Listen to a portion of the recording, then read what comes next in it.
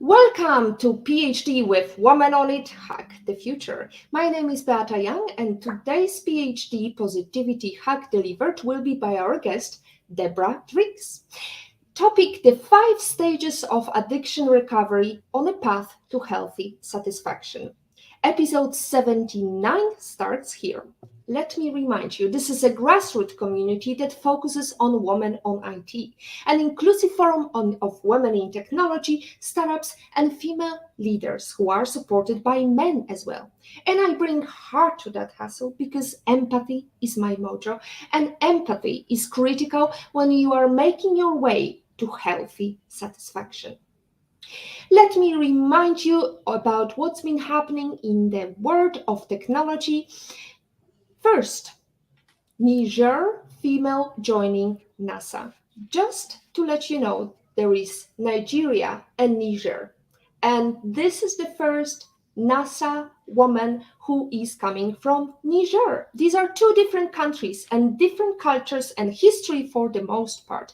The detail here is for another day, but I am guessing there are several people from Nigeria at the NASA, and the first one probably got in several years back.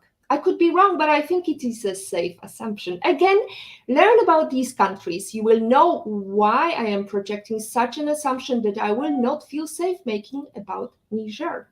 We are proud to see sister from Zinder, Niger in that space. This is a huge accomplishment for women in STEM, and I hope that this first Nigerian to join NASA, Dr. Faji Maina, success will inspire more young women to pursue careers in science and technology. Well, there is a reason why I'm wearing pink, and it's Pink October month to remember about doing that test today. We have seen the pink ribbon everywhere. It's Breast Cancer Awareness Month. It began in 1985 as a partnership between the American Cancer Society and the pharmaceutical division of Imperial Chemical Industries. The event was kicked off by Elizabeth Ann Ford, one of the most inspiring first ladies in the US, and she was a breast cancer survivor. She was diagnosed during her husband, President Gerald Ford's tenure. That's a perfect example of turning your circumstances into opportunities. And finally, Michelle Jalanza, her exhibition is happening. The Nature Fairy exhibition will be on the 2nd to 5th of November this year. She will indeed create another dimension to a child's imagination with her exhibition. Way to go, Misha! In today's episode, we are going to learn the 5 stages of addiction recovery on a path to healthy satisfaction.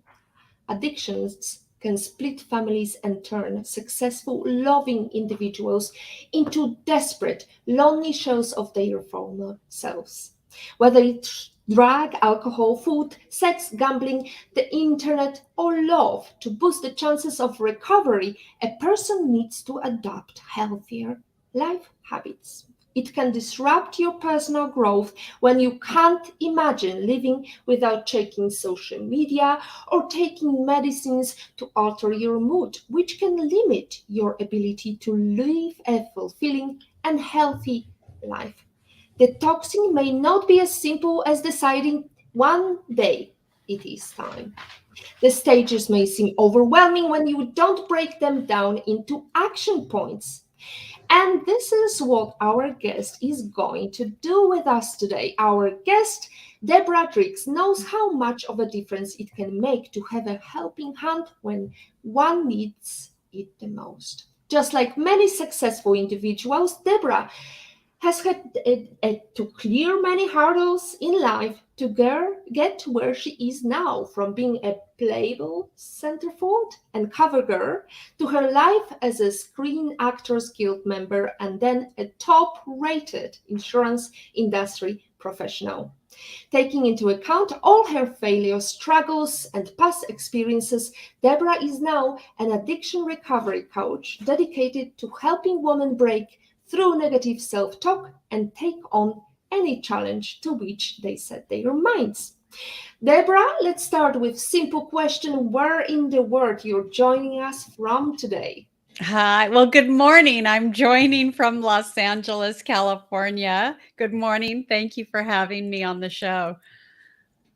That's beautiful location, and I guess I was looking through your very exciting bio, and of course, everybody's focusing on the fact that you were the Playboy cover girl, and that made a history, I have to tell right? you that is probably I always laugh because that's the one thing that everybody wants to ask me about what it was like at the mansion, what Hugh Hefner was like.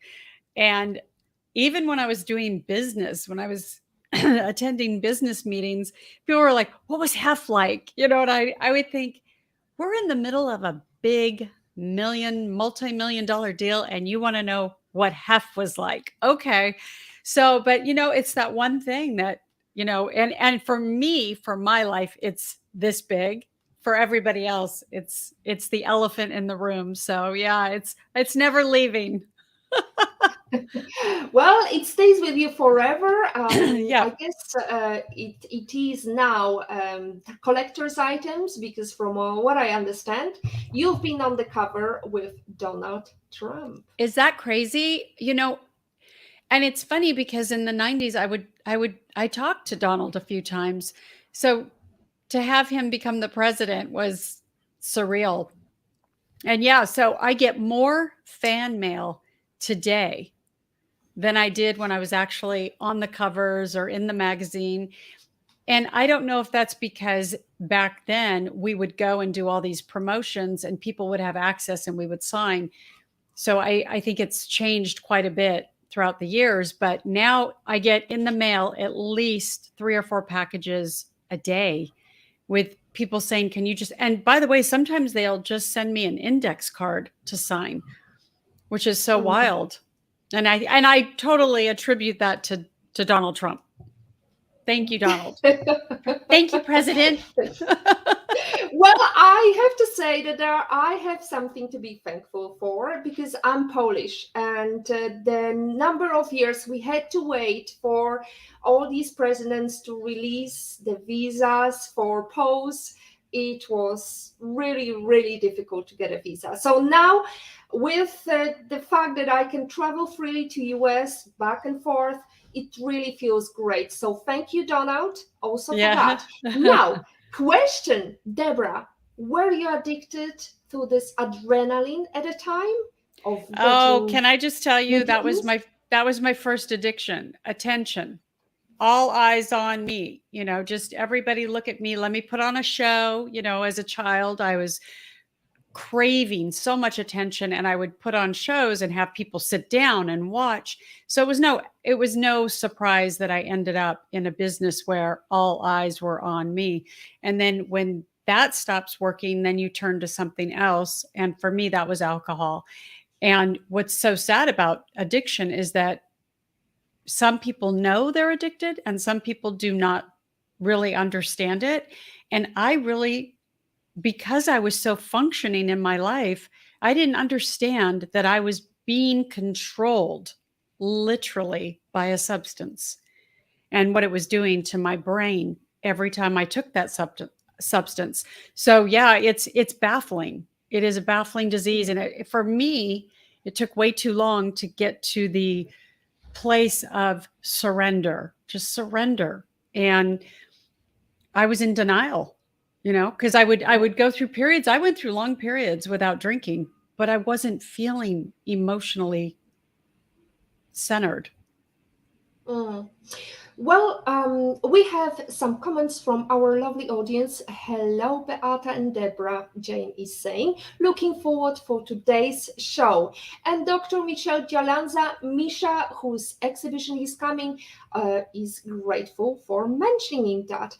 Deborah, let's go to alcohol addiction because you gave me some topics for discussion and also Yeah. you gave me a homework, and I have to tell you that I read the chapter of your book, of your chapter, or in the book, Step Up, Yes. Shine Your Light, and Share Your Brilliance. Chapter is called Suffering Quietly, with my daughter. And I read it not only because she's just preparing for TOEFL studies, so she wants to pass her exam in TOEFL. I'm helping her along the way, but also because she was for a very dark path. She was thinking about committing suicide. And luckily, she didn't succeed. And it was a very, very dark period. And I wonder, when did you hit the rock bottom? What it was like? Well, first of all, thank you for sharing that with me. And that right there is the first step, honestly. And so I also had suicide attempt in my story.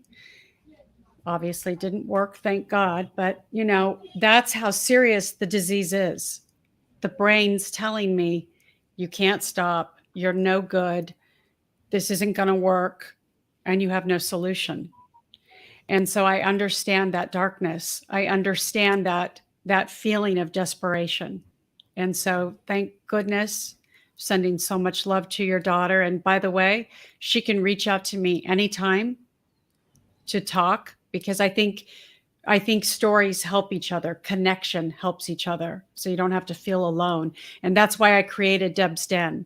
I created a safe place for people to come and subscribe to a newsletter that they get. And then I write a weekly blog that focuses, centers on recovery in all areas, whether it's relationships, love addiction, heartbreak, alcohol, whatever it is. At times we're all suffering from something. And so for me, suffering quietly, I wrote that chapter, and I'm very public about my addiction and my struggles because I can't hide anymore. Those secrets kept me sick. And so suffering quietly was written because I was that successful suffering in silence. So on the outside, on the cover of magazines, working, in the top 1% of sales, doing all these things. But on the inside, I wanted to die. I was suffering. Mm. And so that was the purpose of writing that chapter. And here comes the sun. Mm. I have to say that I've got shivers now. I just made one quotation that really is a perfect quotation for what you just said. I white knuckled for years, holding Mhm. on for dear life. Yeah. True, That's true, so true inspiring. words.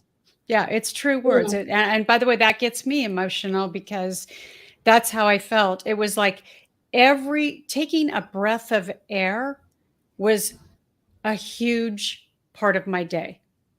So, so we say this a lot in recovery, is just breathe, because that alone felt like the biggest mission. There were days where I didn't even want to walk out of my house, and I had to because I was running a multi-million dollar business at the time, and I had to walk out the door, and I'd be riddled with anxiety from the disease of alcoholism. And so I knew it was getting bad because it got to a point, and for women, it progresses. I mentioned that in the chapter as well.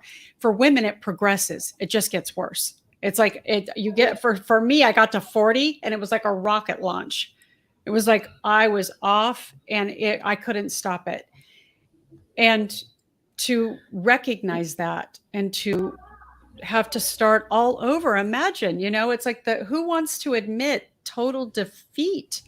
And I had to start all over, and I had to learn how to live my life completely different because it's a disease and I have to treat that disease every day. And, it's really hard to be really successful and then have all these secrets. Mm-hmm. Well, it brings me thinking about all these great actors with amazing careers, and then we learn, like in case of Robin Williams, he committed suicide. Nobody knew he was suffering depression, and nobody talked about it that much. Why is it so difficult for people to open up? Because I think that the disease really takes over. It just takes over the brain mechanism. It takes over the emotional system of the body. That's why, for me, emotional intelligence is way more important in my life today. If I'm working on my emotional intelligence, everything else kind of falls into place. And it's hard to ask for help. All of a sudden the phone weighs like so much. It's like so heavy.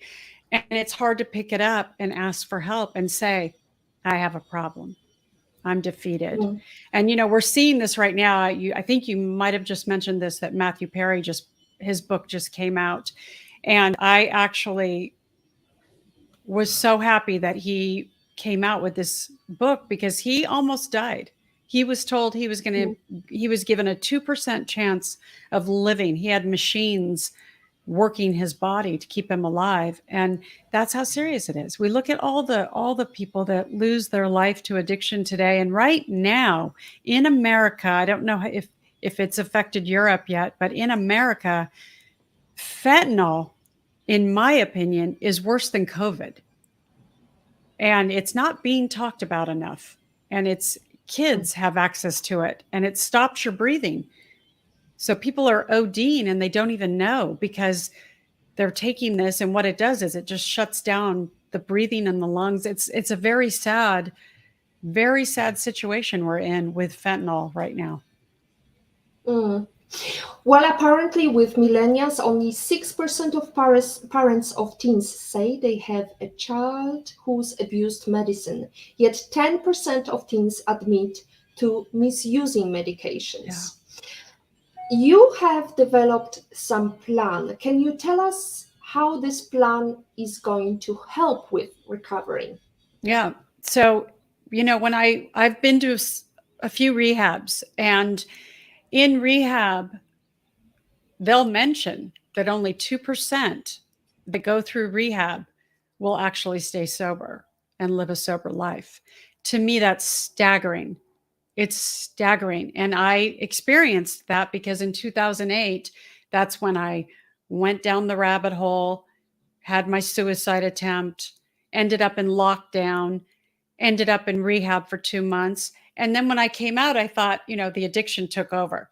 You got this. You're okay. You're not really an alcoholic. It's like the disease starts talking to you. It's a horrible thing. And so I went back out and drank again. And so when I went to this final place in Tennessee, at the end of that, I asked my counselor, I said, what do you recommend I actually do? Now, I believe in 12-step programs, but I wanted something just a little bit more for the mental part of this this addiction. And there wasn't really much that was offered to me, so I created. A few months later, I woke up in the middle of the night, and I'm one of those people, because I'm always looking to improve my growth and education. I thought, why don't I just create a 90-day program to recovery and see if it works? And so I was the first, obviously I took myself through it. When I got to the 90 days, although it was extremely painful and hard to get through, because I took everything away, I removed everything, and then I added certain things to my plan. At the end of 90 days, I saw a huge improvement in the way I was feeling, my life. And basically, really, what I did is I implemented all the positive things that had worked throughout my life, and I wrote them on a whiteboard. And then on the other whiteboard, I literally removed all the things that didn't work. And I created, and that to me was a 90-day program. Remove this for 90 days and just do this. It sounds simple, but I have to tell you, I had to look at those boards every single day, and I needed coaches and mentors around me and a sponsor to help me remember what it is we're doing here. And that's why I think in 12-step programs, it's imperative that you have a sponsor, because there's somebody there that you are accountable to and providing structure so that you don't fall back into your thoughts. See, because addictive people know this, they know this. Our ideas are not real trustworthy. And so when you have other people that you can run those ideas by that say, okay, that sounds good, or Deborah, that is not a good idea. And I need that support. And that was what I was running from, because I thought, I'm successful. I don't need support. Well, yes, I do. Doesn't matter how successful you are. So guess who my clients are today? Mm. Successful, suffering in silence. Those are my clients. Those are the people that come to me, are the ones that want to keep their whatever it is going on silent, but they need help. And they don't want to walk into a 12-step meeting. So there has to be some kind of alternative. And that's what I'm providing. Beautiful. Thank you very much, Deborah, for doing that for many people, many successful suffering in silence people. We have comment from IP of it. That would be my husband. Lovely to see such positive messages flowing on PhD as always. Stay brilliant, Beata and Deborah. What a beautiful Now, support. oh, absolutely, all the time. So I am blessed to have support. If you do not have support, reach out to Deborah. Deborah's then website is shared on our comments and also on our various platforms, Facebook, YouTube, and LinkedIn. We are live. Ask us a question, add comment, say hello, and we will be happy to reply any message you have. Now, let's look at the facts. Alcohol contains an ingredient called ethanol that can bind to different cell receptors in the organism. This accelerates dopamine level in the small area of the brain connected to the feeling of satisfaction, the nucleus accumbens. This creates an addictive sense of pleasure, happiness, and relaxation. When you drink continuously, your body begins to crave the substance daily. The body tries to maintain homeostasis and balance the concentration of ethanol, which brings a sense of satisfaction. We talked about how you remove the bad things from your life, how you add the good things in your life. What could be the good things? Can you give us examples? Yeah. And I want to make sure I'm really clear. So I don't like to use the word bad. I remove things that weren't serving me.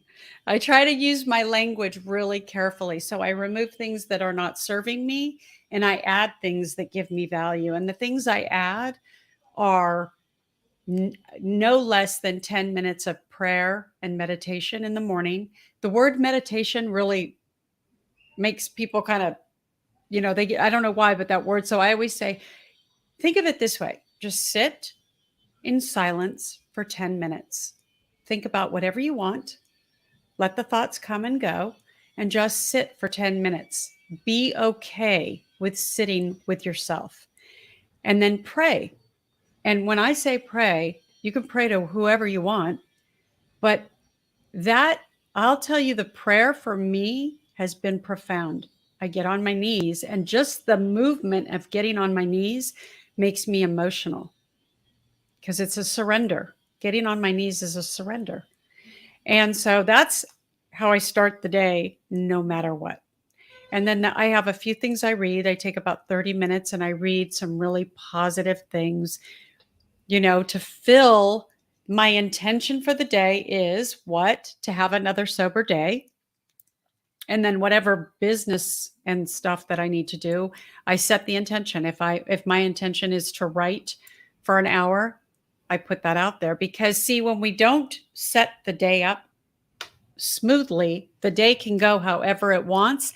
And for an addictive person, that's not a good idea, because what happens is when we don't have a plan for the day, we get irritable and discontent. And it's like, oh God, what do I do now? And that's when the addiction can kind of creep up. Oh, well, you know what we normally do? Here, let me tell you.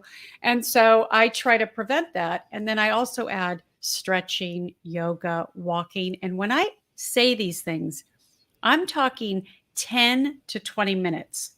There's nothing that I do that's extreme. So if I do 20 minutes of yoga, that's good. If I go outside for 20 minutes and walk the neighborhood, that's good. If I go to the beach and walk in the sand, put my feet in the sand for 20 minutes, that's good.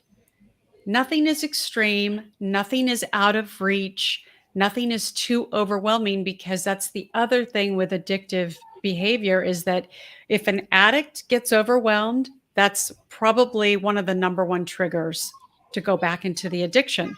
And so I'm really careful about how I set my day up for recovery. And then, I come in my office, I come in Deb's den, and I do my work. And the minute I feel any type of, it's getting to be too much, that's when I know I'm going to go sit for 10 minutes. I'm going to go call somebody on my call list, and I call no less than 5 people a day that are in recovery with me.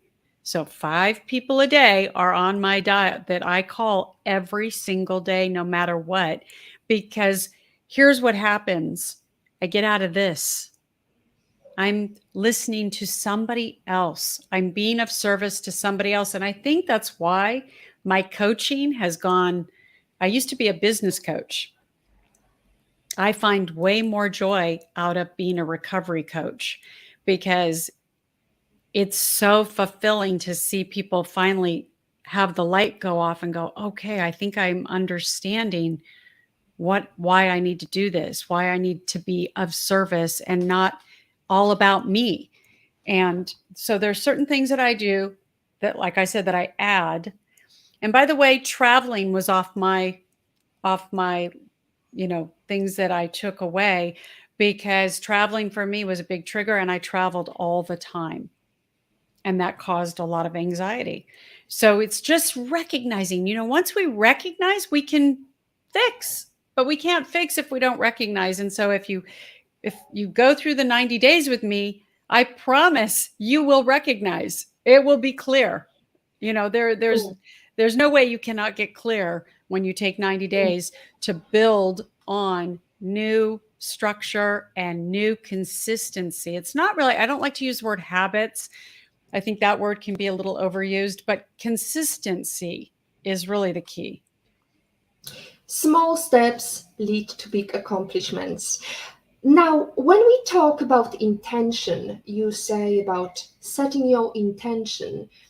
How do you set an intention that it's not too overwhelming, but makes a small step? It's a great question. Okay, so here's how I do it. I get up and I write. Okay, because when you write it, you get it out of your head. I don't want stuff in my head. I have enough going on, as you can imagine. So part of helping my disease is to write it down. So I write down, this is what I'm doing today. And it's so, by the way, it becomes fascinating and kind of fun, because you become a kid. This is what I used to do in school. These are the projects I need to do. And then I start kind of having fun with it. But I write my intention first thing in the morning. And then the first call I make is to somebody who has more sobriety than me. And I say, this is my intention for the day. These are my ideas. This is what I'm going to do. And if they say, hey, that's a great plan, then I go. If they say, yeah, maybe take out this or that, So I'm not constantly relying. See, if I rely on my ego, I'm edging my recovery out. Okay. I don't want my ego to be in charge. Deb's not in charge anymore. I know I don't need, you know what I mean? Absolutely. We have a question from Zia. Hi, Okay. Deborah. What can you say is the vital role of parents to children who are experiencing addiction? Great question. So you can't control it. You didn't start it. It's unfortunately, you're going to have to go and work on your stuff.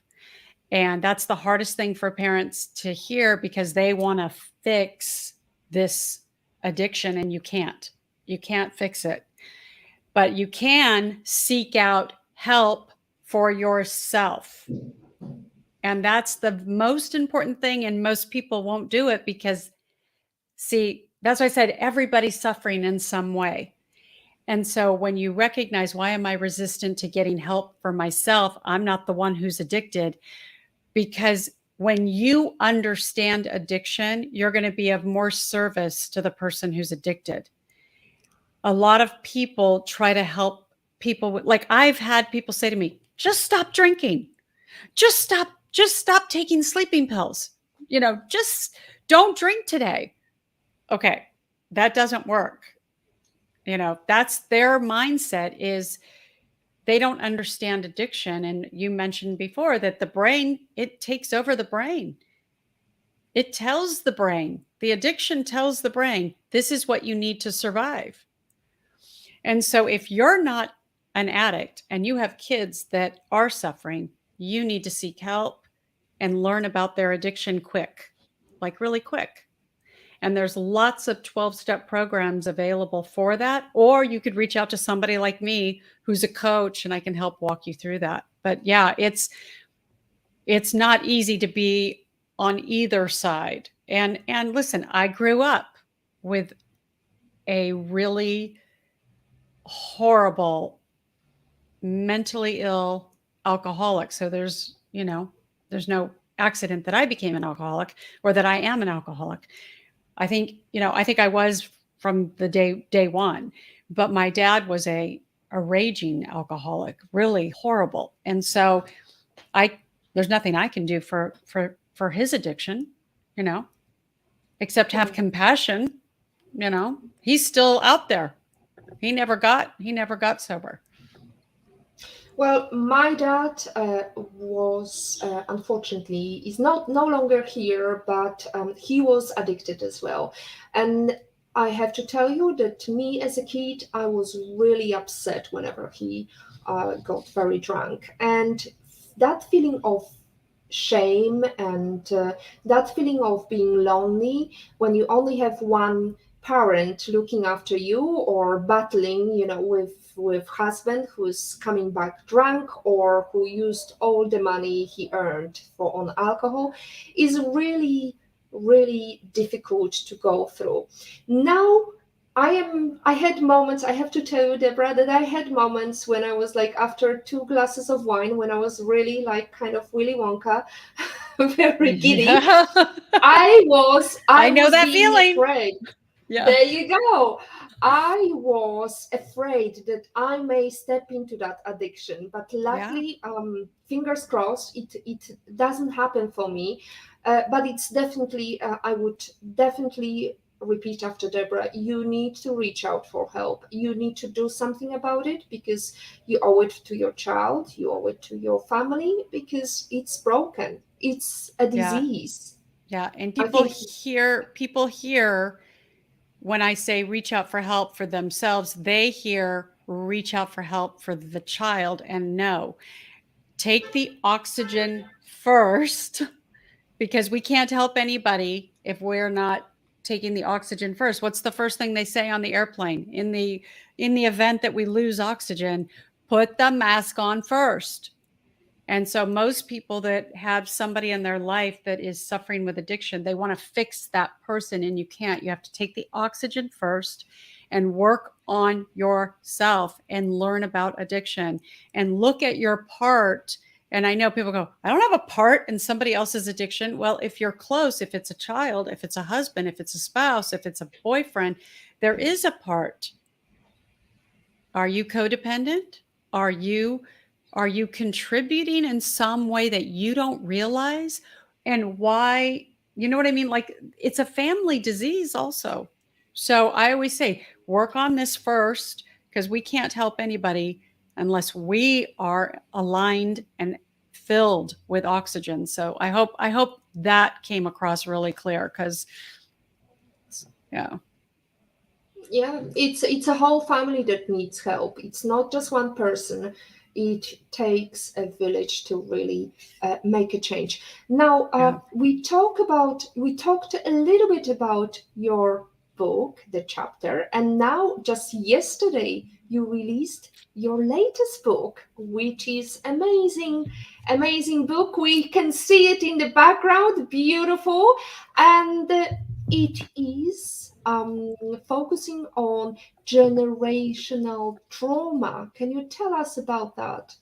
Yeah, absolutely. So, yeah, yesterday was the book launch. It's official. It's so surreal for me. But yeah, Son of a Basque launched yesterday, and it's a book based on my grandfather's life. He died in 1998, and I gave the eulogy at his funeral. And when I look back on that after working on this book, I did not do it justice because I really didn't know this man. And when my grandmother died in 2017, this was the only thing that I took from her house was this book that was in a box, kind of disheveled. It was typed papers that had kind of turned yellow, and it was like kind of an odd thing, but I was like, this looks very valuable. So it sat in my closet for another year. And then when I took it out and started reading it, the first chapter had me at hello because I literally got emotional. I thought, wait a second, this is about my grandfather. And by the way, I didn't know any of this. And so the first chapter had me at hello. It's when I say generational trauma, it confirmed for me that energy that happens with our ancestors and our grandparents and their parents gets passed down. And sometimes in life, I would say things, I don't know why I feel this way. Well, now I do. I can answer that question. I can say to my brain, you know what? This energy is in my body. It's something happened over here that I had nothing to do with, but I'm feeling it in my body and my energy.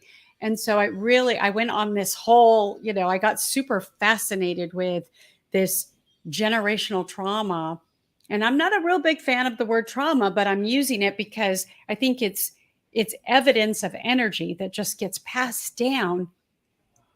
And and most of the time, I remember being a kid and watching the adults around me and feeling very kind of separate from them because they all looked very unhappy. They all looked very sad, a lot of addiction, a lot of anger, a lot of resentment. It's like that's what was going on. The chaos. It was just all around me. And I remember feeling like I don't belong here. I don't belong here. I'm a kid. I'm supposed to be having fun. And so that stuff gets in this, right? Gets in, it's like I wish I had a magnet that kind of kept it away, but unfortunately it comes in. So when I found this book and I rewrote and I edited and I put it together, it really kind of put me on a mission to tell people find out your family history, not just the cancer history, the heart disease, the all the different things that they ask you on a medical form. Find out if there was abuse, if there was rape, if there was molestation, if there was trauma, if there was how many divorces, find out this history because my God, this what I found out, this is one grandparent. Unfortunately, all my grandparents have passed, but this was one grandparent that left this gem. I call it a treasure. It's like a roadmap into the history of what he went through. And I now was so inspired to make sure I leave my roadmap for generations to come. And I inspire everyone to write things down. Your story is important. And this book will be a gift for generations to come. They'll have this book, whether I'm not concerned about it being a bestseller, but my family will have it. Hmm. So I have to tell you that there was this moment I started reading. I didn't finish it yet. Thank you very much for sharing that book.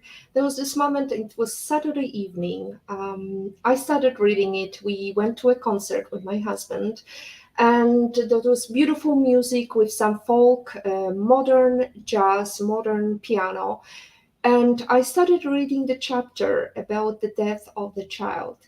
And Yeah. I have to say, it took my breath away.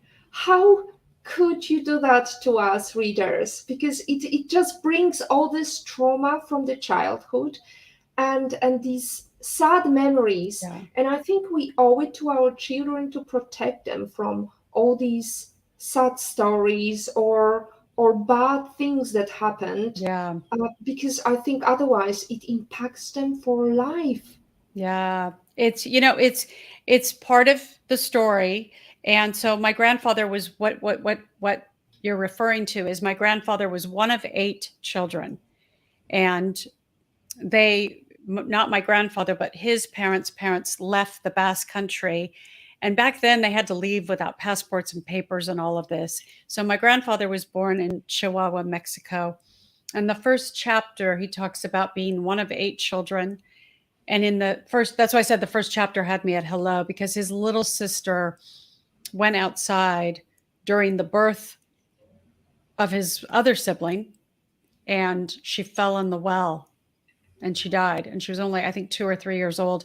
And then 2 months later, he lost his father at the age of 10. He was 10 years old. He lost his little sister, and then his dad died. And back then, if you were the oldest boy, you became the man of the house if the father died. So at the age of 10, he became the man of the house.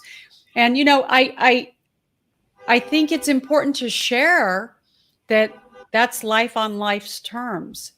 Those are things that happen in life, and we have to learn how to embrace the sadness sometimes and the grief. And when I read that chapter, I thought, wow, that's just the first chapter, and my grandfather's only 10 years old. What else? And then, you go on, and obviously, as you know, he worked at one of the deadliest prisons in the United States. And I mean, it's so shocking that I'm discovering this person for the first time as well. But yeah, I mean, I don't mean to alarm anybody with some of the sadness in the book, but that's the reality of the story. That's the reality of life, I guess, Yeah. Deborah. And since we are talking about movies, the last time I felt so touched, it was when I was watching Jacqueline Phoenix a movie, Come On, Come On, and there was a chapter when a book is read. Chapter from the book is read. Mothers, an essay on love and cruelty. And let me bring that quotation. Mothers are the ultimate scapegoat for our personal and political failings, for everything that is wrong with the world, which becomes their task, unrealizable, of course, to repair.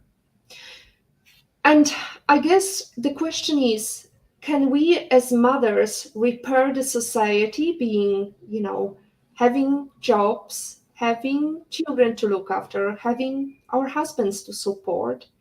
Is it too much to ask, or too little to ask, or are we putting everything on our backs just like mortars? Yeah, I've never heard that quote, and I don't think I've seen the movie Come On, Come On, but now I want to watch it. You did a great pitch there. I'm going to go watch that movie tonight. Um, I think yes, I think that a lot of a lot of things fall on the mother that you just mentioned, but I want to say that it also is the other way too. So I like to look at both sides, and that is that I think that my kids have a closer relationship with me for different reasons. Not because I'm the mother, not because I'm a better parent, but there is something about the mother's love that does kind of get twisted up in everything, the good, the bad, the ugly. It's like the mother's love is very special. And so I could see that. Yeah, I think the pain that we endure as mothers can be really profound, especially, as you mentioned, when we get a lot of the blame when things don't go right. And that's kind of what I heard, is that when things don't go right for the children, they blame the mothers as if we had something to do with it. But I think it's not because we had something to do with it. I think it's because they trust us the most. Absolutely. That's beautiful. Namaste. Now, thank you, Deborah. It's beautiful conversation. I am mindful of the fact that we have got 15 minutes left. Now, about your book. So you touched upon the fact that you're in the process of writing another book. Can you tell us what's this project about? Yes, it's the working title. I don't recognize myself because that's kind of how I look back on my very deep addictive years is somebody that I don't recognize, you know. I just don't. It's and it's hard and at times because that energy is still in my body, I'm working all the time to get it out, but you know, recovery starts with learning a new life, you know. So if you're dealing with somebody who's suffering with addiction, just know that they have to start all over. You know, they have to start all over and it takes time. And for me, I had to do that. And that's why I created a 90-day program because I thought, well, if I have to start all over, I might as well make the best of it. You know, I might as well try to create something that might help somebody else. And so that's what the book is going to be about. It's going to be about how I had to start all over from somebody that I didn't even recognize. As a matter of fact, you mentioned at the beginning of the show about my Playboy years and my acting years and you know all of that, and even when I look back at that, it's like that's not me. It's just it's very odd to look back at myself 40 years ago or 30 years ago or even 20 years ago and just say, wow, who is that person? And so that's why it's like I say I'm unrecognizable to myself because I really don't know what that person was thinking, except that she looked really scared and she looked really, you know, she looked like she was searching. Mm. Well, I guess you were trying to discover the path. You were doing all the things that you didn't fancy doing, as Oprah Winfrey says, to discover the things you want to do Yeah. and make your own path. Now, I also think part of it, I'm not trying to, kind of coin you, but I think part of it is the fact that you were wearing so many hats, Deborah. I also discovered you are trying to discover how to practice being alone. And I can't imagine somebody, such a social animal as Deborah, can practice being alone. Yeah, that's so you read my blog. So, yes, so I write a weekly blog and one of them is called Practice Being Alone and because it is a practice. And what I found is that I was beyond scared, terrified is I guess the best word to use. I was terrified to be alone. I did not know what to do with myself. And so I realized for so many years, not only was I addicted to an ism, but I also was very codependent. I didn't like to be alone. I would attach myself so that I could just feel that relief and sense of like not being alone. And so the practice of being alone, I can tell you today, it's part of the 90-day program. And today I'm so happy and comfortable. I enjoy being with myself. I enjoy being alone at times. And it's not because I'm lonely or it's a sad thing. I actually find value in it. Now, you can't, I don't, I don't say this is because connection is a huge part of recovery. So you can't, but the practice of being alone really came because I think in relationships, when they end for whatever reason, I see that it's a very common thread with a lot of people, not just myself, that there's a huge sadness that overcomes us. And it's a huge weight. And sometimes it's worse than addiction, the loss of a relationship being over. And that was kind of what inspired me to write that because it's okay to be alone and it's okay to not have contact with somebody that you had a lot of contact with. And I didn't understand that for a lot of years. I would want to like, well, can't we be friends? Don't leave me. You know, I would just be terrified in fear about it. And so it is a practice, but also in recovery, connection is the number one gift of recovery. Sorry, I'm muted.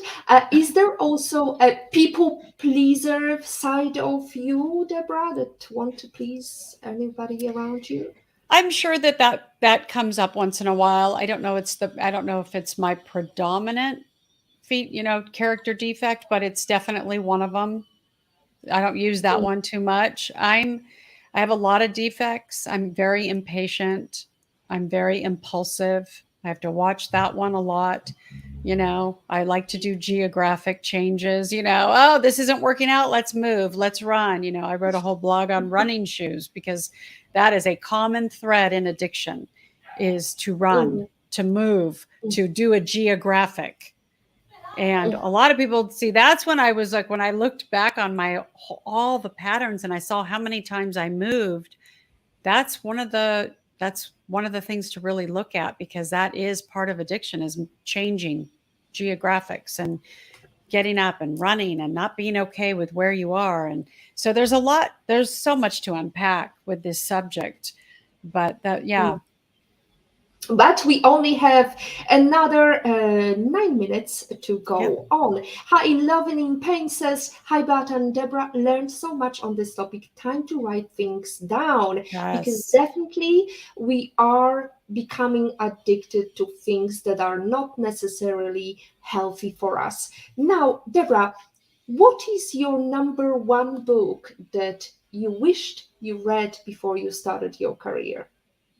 Wayne Dyer, The Power of Intention, or I have to look it up, but it's a Wayne Dyer book and it's actually on my Audible. And I always mix up the title. It's either The Power of Intention or something manifestation, but I think it's The Power of Intention and it's the Bible.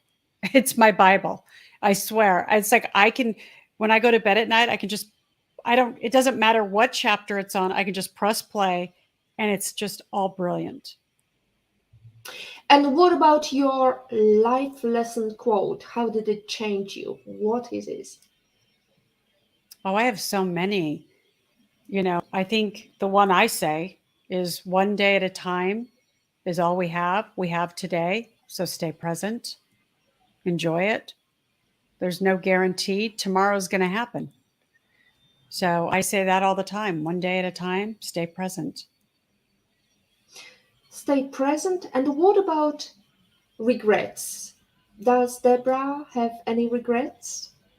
I do. I do. And I know there's a lot of people that say, I don't like to have regrets. Well, I have a few. I do. My divorce was a huge regret. I think that was when I was really deep in my addiction and I did not know it. I had no idea what was going on. I thought it was him. I thought it was this. I thought it was this reason. It was always something else. It wasn't me.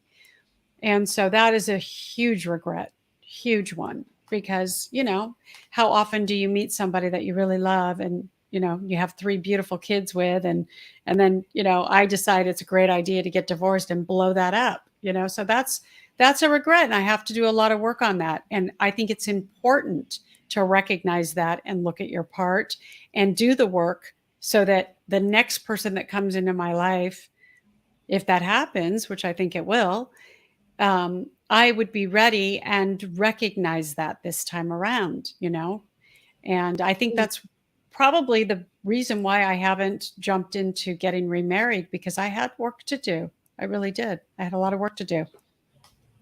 One of the work you did, and I read it on your blog, was saying, I'm sorry to your ex husband. Why do you think Yes. it's important? Yes. And by the way, and I don't have the opportunity to say that in person to him just because of circumstances around our lives today. But I believe in this prayer. It's called the Hopo'ono. I never can say this prayer right, but if you're out there, it's Hopo oh no oh no oh no oh no. But if you Google Hopo'ono, it'll pop up, and it's a prayer, and it's very simple. I'm sorry. I love you. Please forgive me. Thank you. And it's so powerful, just those 4 lines. And so when I sit in silence and I pray, if there's somebody that I'm feeling a little resentment to, or there's something, and by the way, nothing ever just gets fixed and you move on. I have moments where things will pop up and I'll go, oh, that's back. Okay. And if it's something to do with my divorce or my ex-husband, I'll sit down and say, I'm sorry. I love you. Please forgive me. Thank you. And I nip it in the bud right now. Like it's that's it. And so it makes it easier to move on. So if you have a resentment against somebody, if you're upset with somebody, let's say that, what's your Mm. part? That's my first question. What's your part? Don't tell me about them. I don't need to know the story. What's your part? And then that prayer is very valuable. Mm. Sometimes you make the right decision. Sometimes you make the decision right. Feel my girl. Now, we like to ask this question. A pandemic is over, nearly over. I hope there is no more threat of lockdowns. Imagine you can travel anywhere in the world and invite anybody to have private breakfast with. Who would you invite and where would you go to? Wow, what a great question. So I actually had this happen in 2018. I had a private breakfast and I sat right next to Richard Branson, which was surreal. What a wonderful human he is.